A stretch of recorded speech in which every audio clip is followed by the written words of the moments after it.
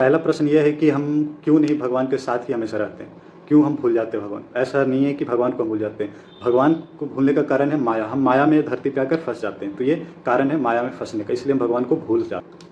दूसरी प्रश्न ये है कि ये पृथ्वी एग्जिस्ट ही क्यों करता है? तो बेसिकली इसका पहले ही बताया कि यूनिवर्स एक क्रिएशन है, वो कंटिन्यूअस बन रहा है, एक्सपेंड हो रहा है और डिस्ट्रॉय हो रहा है। तो ये जो अर्थ है, यहाँ पर आपका जो सोल है, आत्मा का लर्निंग, ग्रोथ और इसका जो डेवलपमेंट वो फेज होता है, वो खुद को निखार सकता है, एक्सप्लोर कर सकता है। जैसे कि पहले की बताया कि भगवान ने आपको छूट दे रखा है कि आप खुद को एक्सप्लोर कर सके अपने आत्मा को। अगर उसे सबको खुशी में बांध कर रख देगा, सबको एक जगह, तो भी दुख बन जाएगा। आत्मा के पास भी छूट है, वो जाए, एक्सप्लोर करे। तो ये पृथ्वी वहाँ पर एक्सप्लोरेशन का फेज है। बट यहाँ पर जब आत्मा आता है तो इन सब चीज़ों में फंस जाता है। जब वो अपने ट्रू नेचर को कंटिन्यू रखेगा तब उस चीज़ को वहाँ पर जा सकेगा। फॉर एग्जाम्पल, कोई एक राजा का बेटा है, ठीक है, वो राजा का बेटा कहीं दूसरे जगह चला गया, किसी ऐसे जगह पे बचपन से ही कि वो ऐसे गरीब परिवार या कहीं और चला गया जहाँ उसे दुख मिल रहा हो, पीड़ा मिल रहा हो, तो वो वहाँ पे उसके अंदर तो वो नेचर है उस राजा का, बट वहाँ पर जाकर वो भूल चुका है कि वो राजा का बेटा है, वो राजा है आने वाले।